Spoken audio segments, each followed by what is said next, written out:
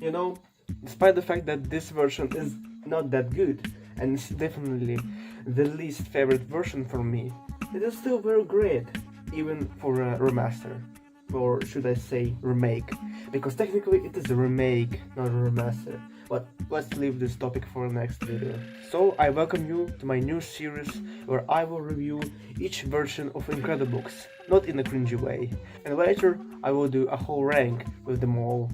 And because this is the first episode, let me tell you how I will rank them. I will have 4 criteria: sounds, character designs, bonuses, and the last one I will leave for the finale, when I will rank all the versions. Each of these criteria can get 5 points maximum, so that means that if criteria gets 5 out of 5, it is very great. If 2.5 out of 5, it is middle, but if 0 out of 5, it is trash. Maximum amount of points that version can get is 20 points, but for now only 15, because we're gonna use only 3 criteria. So let's finish with this weird long ass intro and let's start. We're gonna start with the first main thing in the versions, the sounds. So for the version to be good, the sounds must be good. But we also gonna talk about what melodies you can come up with them. What makes the version great is the ways the sounds can work with each other. You can technically get 3 types of melodies. Usually all the versions have these 3. The fast, the middle, and the calm ones. Of course, besides them, we're gonna talk about sounds themselves, beats, effects, melodies, and voices. If the sound is interesting and it's a good addition to the mix, it is great. If not, boring. And yes, I'm gonna talk about each sound. Beat 1 is the lead sound in most of the mixes. Without him, it sounds not complete. And it's actually a problem, because if without a specific sound you can't make a decent mix, then the version isn't that strong, because well, the mixes will be all the same. Beat 2.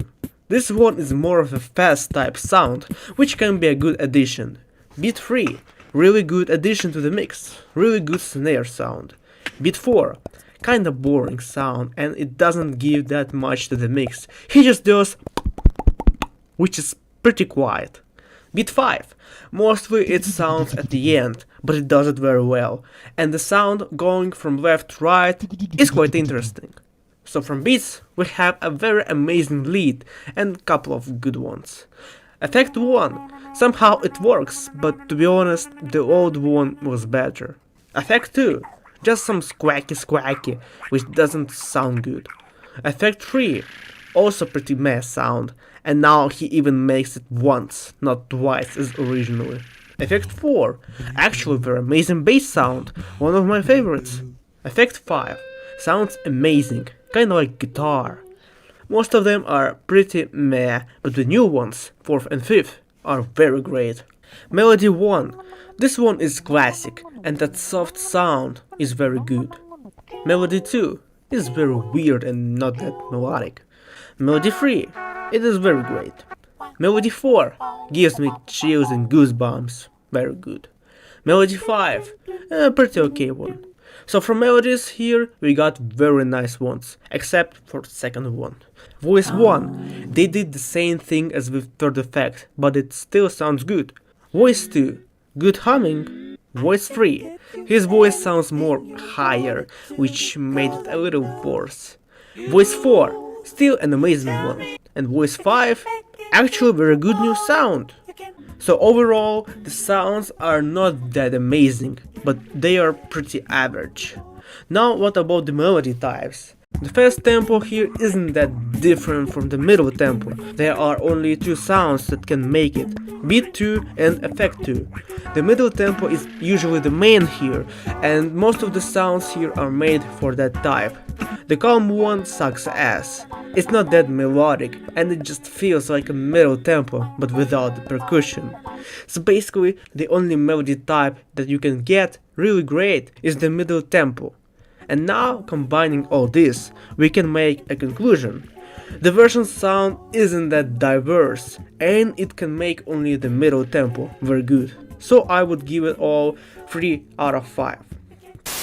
Character designs. Now let's talk about character designs and yeah, you see that the only difference they have is the icon on their t-shirt. And developers also understood that just one design with different icon is boring. So they got rid of such concept in second version and then completely in third version. So obviously 0 out of 5. Okay, let's give it a half point at least for being the only version with such concept. Bonuses. Oh boy, and here is the final one, the bonuses. And yeah, they are the weakest ones in the game, except for third one. They all sound completely different from the combo that you make, except for third one. And the animation in it is just one scene with some animation details, except for, actually all of them are like that. But despite all this, the Sailor and Santa have pretty unique build-up sounds. If you don't understand what am I talking about, it's about them. And it's very cool to hear unique build-up sounds, not just you got it. So yeah, I'm giving it 2 out of 5 for the Santa bonus and unique build-up sounds.